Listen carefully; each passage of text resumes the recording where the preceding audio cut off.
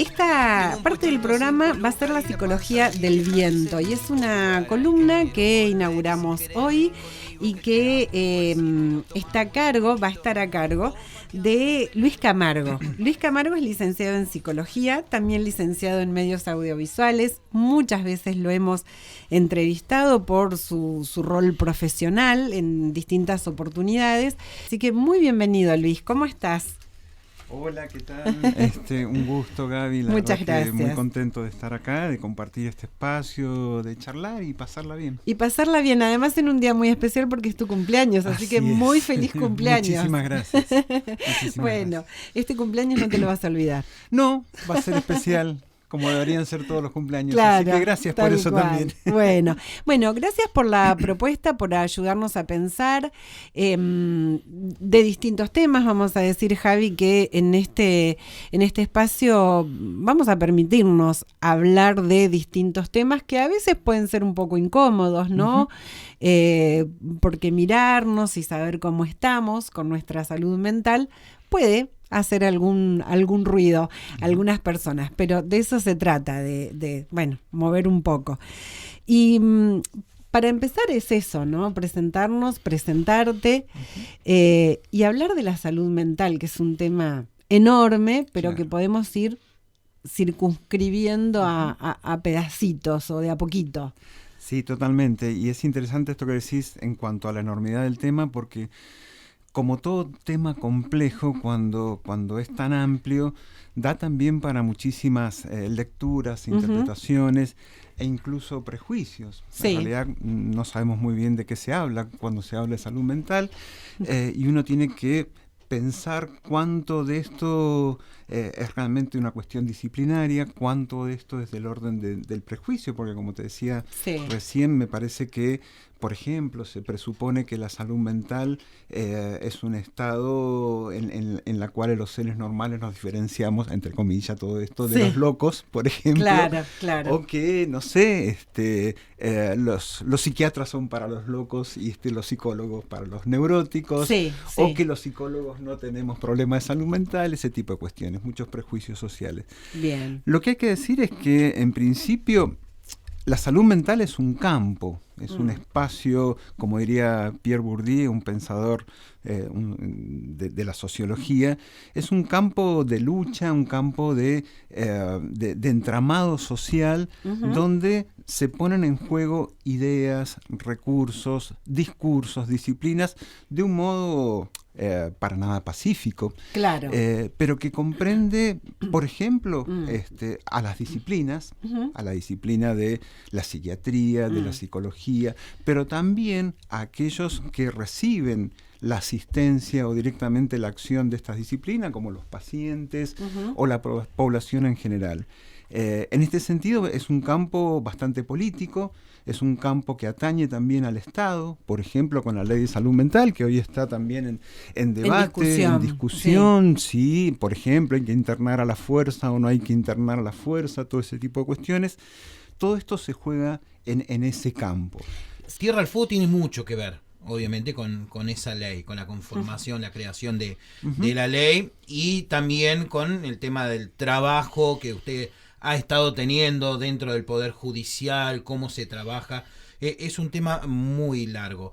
Pero hablando justamente de la problemática de la salud mental, ¿cuáles son las situaciones quizás que más está afectando en la actualidad a la sociedad? Sí, me parece, es muy interesante la pregunta, porque realmente la prevalencia de los trastornos relacionados con la salud mental es cada vez mayor. Hay un informe de la Organización Panamericana de la Salud del año pasado que da cuenta de cómo han crecido, por ejemplo, los trastornos de ansiedad, las depresiones, los trastornos relacionados con el consumo de sustancias, los suicidios. O sea, también, de pronto ese informe habla, por ejemplo, que en América 100.000 personas se suicidan por año, en nuestro país 3.000 más o menos, y que va incrementándose esa tasa año a año. Digamos, es una situación bastante preocupante. De hecho, plantea también de que somos la salud mental o los trastornos ligados a la salud mental, sobre todo los trastornos de ansiedad, como la depresión y otros, constituyen el tercer factor de discapacidad en Latinoamérica. En el mundo es el primero. Digamos, son problemas muy graves.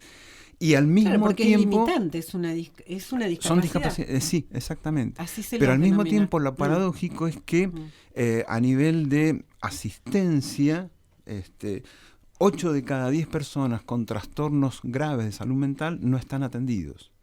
Entonces hay un déficit importante. Claro, Sí. y ahí entra en juego la salud mental como un concepto que tiene que estar casi Sí. por encima de todo. Absolutamente, como te decía antes, en este mar de disciplinas que constituye la salud mental, dependerá cómo cada disciplina ve al sujeto humano para concebir también el tratamiento en relación a eso. Entonces, no es lo mismo cómo piensa el psicoanálisis la salud mental como la puede pensar una psicología cognitiva, una sistémica, etcétera. Para el psicoanálisis, en línea con lo que vos Sí. estás comentando, la salud no es lo opuesto a enfermedad. Digamos, la salud no es ausencia de enfermedad, y mucho menos la salud mental. En este sentido, no hay una norma que establece esto es salud y esto es... Digamos, hay un continuum que habrá que ver en el caso por caso a qué se refiere, y por otro lado que mental no es lo contrario de físico u orgánico. Está absolutamente probado la relación entre los padecimientos físicos y el padecimiento mental. A mí no me gusta la palabra mental, el padecimiento subjetivo, diría yo. Me parece que es una de las primeras cuestiones que habría que cambiar. ¿Cómo se trabaja eso? Y esto por eso te decía recién que dependerá cada disciplina cómo lo trabaja. Si yo soy psiquiatra y concibo que estos problemas tienen que ver con cuestiones del orden de lo químico, lo voy a trabajar con psicofármacos, por ejemplo. Si considero que tiene que ver con otra cuestión más ligada a representaciones simbólicas, al inconsciente, como lo pensaría un psicoanalista, lo voy a trabajar a través de la palabra, ¿sí? Si lo considero que es el resultado de cómo uno se maneja conductualmente en relación al mundo y a distintas situaciones, lo voy a trabajar tratando de readecuar las conductas a cada situación y concebir conductas que son más adecuadas que las que se están llevando a cabo. Por eso digo, en ese campo, cada disciplina, podríamos decir, tiene su librito. Muchas veces el paciente no lo sabe esto porque simplemente consulta, pero depende cómo conciba cada uno al sujeto humano y cómo conciba el padecimiento, para hacer resonar acá la palabra paciente también en el padecer. De padecimiento, claro. Es que se va a hacer la terapéutica. La otra cuestión que me parece importante es que acá no son cuestiones individuales exclusivamente. Digamos, hay cuestiones sociales y que muchas veces detrás de las, podríamos decir, patologías, entre comillas, ligadas a salud mental, hay cuestiones sociales cuyo tratamiento van a de esas cuestiones sociales, que por lo tanto ese tratamiento tiene que ser social, van a influir radicalmente en lo individual. Quiero decir, hay cuestiones que no se van a modificar con una terapia individual. ¿Sí? Hay por situaciones ejemplo, sociales, un contexto digamos, económico. La situación que estamos atravesando hoy sí. no se soluciona con un psicólogo. No. El incremento de la situación de salud mental que vivió la pandemia fue notorio. ¿Sí? Digamos, después de la cuestión... Hubo un antes y un después. Exactamente. Y eso no se iba a resolver con una consulta al psicólogo. Me parece que hay situaciones sociales que producen hoy, y sobre todo en esta crisis del capitalismo tardío, digamos, que producen, yo diría hasta necesariamente y casi que va de suyo, que producen situaciones ligadas a la salud mental que no se resuelven con los recursos de la salud mental. Que son mucho más amplios. Exactamente. Yo quería ir un poquito más atrás porque me quedé pensando, bueno, son temas grandes, digamos, ¿no? Pandemia, se abre un montón. Pero en un momento mencionaste que 8 de cada 10 personas que tiene algún padecimiento mental no consulta, no está siendo asistido. ¿Cómo puede ser? ¿Esto es porque no es percibido, porque no hay diagnóstico, porque piensa que está todo bien en su En su general, cabeza. digamos, como todo en las sociedades, depende mucho de las políticas que se realicen con cualquier cuestión ligada a la salud. Yo creo que en nuestro país y en Latinoamérica en general no hay políticas de salud mental. Cuando las hubieron, fueron más que nada para encerrar en manicomios o encerrar en dispositivos. Claro. Porque una de las cosas que hay que decir es que, por ejemplo, locura no es un concepto de la psiquiatría o de la psicología. Locura es un concepto moral. Sí. Bajo ese rubro se metía todo lo que molestaba en la sociedad. Sí. Y en ese sentido, si uno lee un poquito... Más que nada religioso, ¿no? Viene Depende de la época. Digamos, en la época de los griegos, la locura estaba ligada con la influencia de los dioses. En la época donde, bueno, del medioevo, donde la religión empieza a tener una importancia importante, era una cuestión de castigos divinos. Claro. Después empieza a ser como más racional la locura hasta llegar al siglo XX, donde con la psiquiatría y la psicología se le da todo este encuadre ligado a, bueno, a psicoterapéuticas, sean del orden de la psíquica, de lo psíquico, o del orden de lo orgánico con la psiquiatría.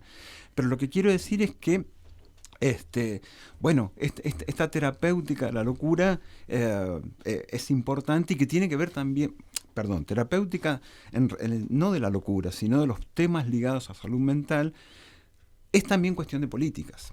Si no hay políticas de salud mental, y las políticas se llevan a cabo, entre otras cosas, por parte de los estados, no va a haber una mejoría en ese campo. Entonces lo que hay que preguntarse es si hay interés en que haya políticas de salud mental. Yo creo que no, y lo están probando informes como esto, porque si no... La gente acudiría a los servicios. Tendríamos servicios, por ejemplo. No tenemos servicios, y esto lo sabemos en Tierra del Fuego, que no tiene que ver con carencia de profesionales. Nosotros tenemos muchos profesionales, y en Tierra del Fuego particularmente, porque hay muchos chicos que se fueron a estudian psicología, y volvieron, lo cual es interesante, porque también los que vinimos... Los primeros psicólogos que habíamos aquí veníamos de afuera. Estos chicos, o que ya no son chicos, nacieron acá y también pueden trabajar con cuestiones que vivieron acá, como por ejemplo la migración. La pertenencia. Quiero decir, no hay una ausencia, no es que faltan recursos, faltan políticas.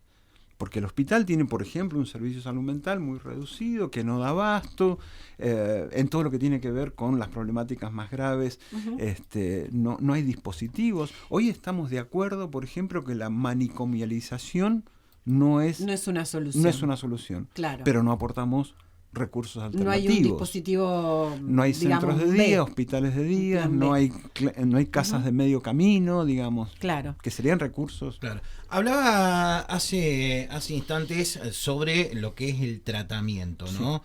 Sí. Y en algunos casos, cuando se debe llegar a los psicofármacos, y en otros casos, un tratamiento más prolongado, quizás en el tiempo, con mucha asistencia psicológica.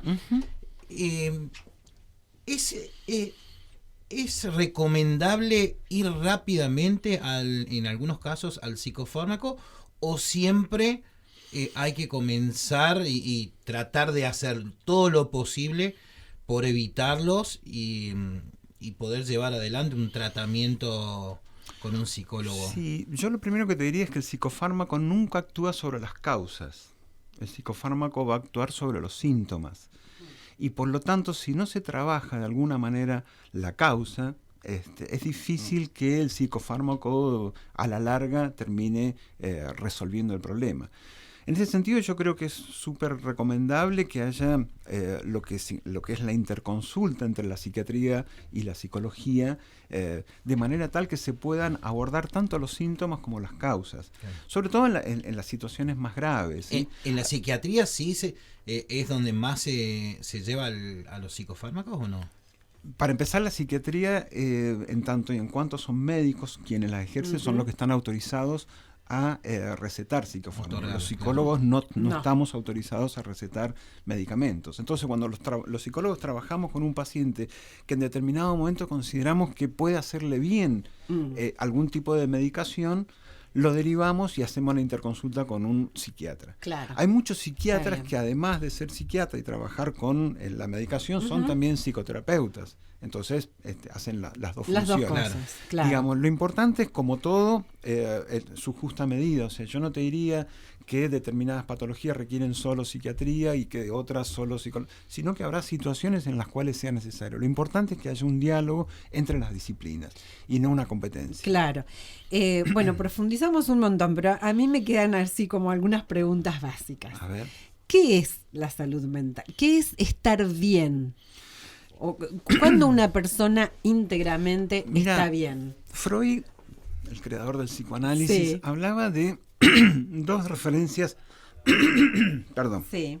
fundamentales para considerar algo del orden de la sanidad, de la salud, del estar bien, que era la relación que tenía el sujeto humano con dos aspectos de su vida: el amor y el trabajo. Si se podía tener vínculos que no fueran, como diríamos hoy, tóxicos, Sí. que no hicieran daño, Claro. o daño por demás, no que no hicieran sufrir, porque en los vínculos necesariamente se sufre, siempre Claro. se sufre. Sí. La cuestión es siempre el sufrimiento de más. Mm.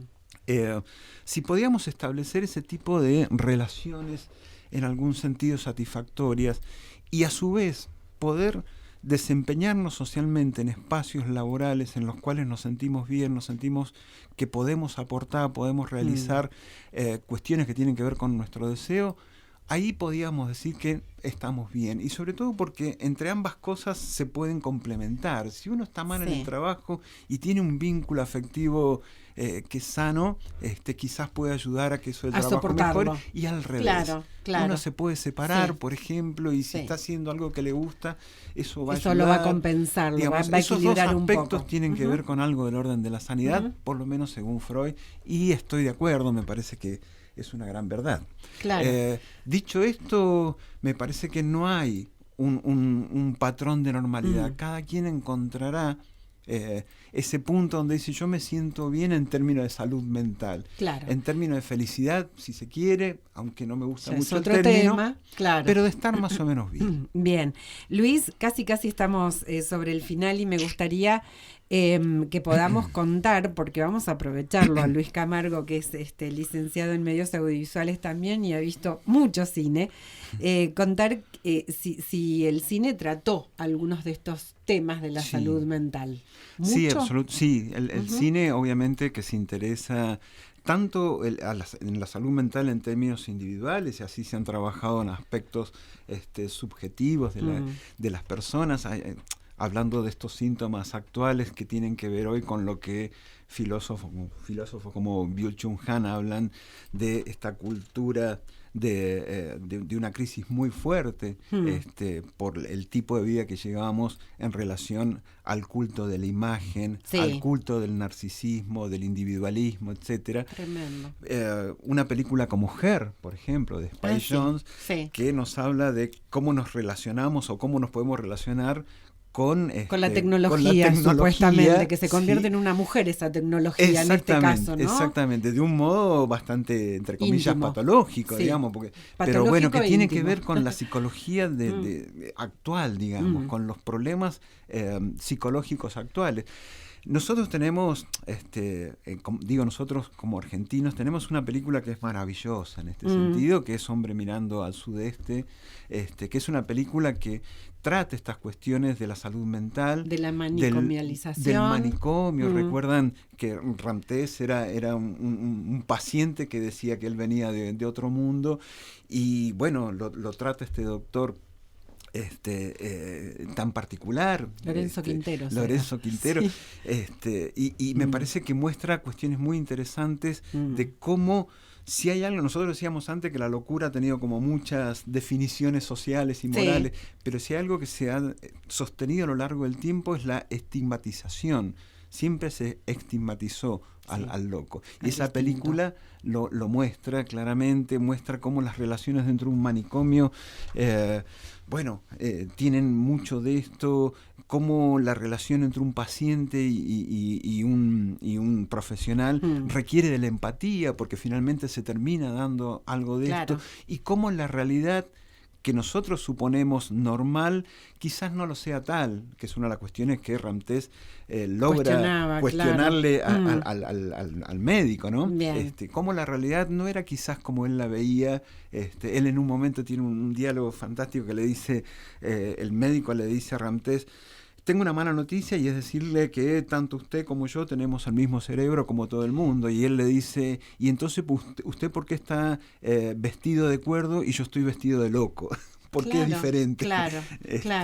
No, bueno, entonces nos quedamos con esta recomendación, ¿no? Sí. Hombre mirando al sudeste, que es una película que pueden encontrar, es de Liceo Subiela. Del año 86. Sí, es viejita, pero muy buena. Hay muchas muy interesantes. Y Her, que la protagoniza Joaquín Phoenix, ¿no? De Spike Lee. Sí. Y es una excelente propuesta también. O Steven Soderbergh, es un director que trabaja mucho. Unsane, por ejemplo, la recomiendo muchísimo. Bueno, hay muchas películas. Hay muchas, y vamos a seguir abordándolas en otro momento. En otros días miércoles. Luis, muchísimas gracias por estos minutos, por empezar con este ciclo.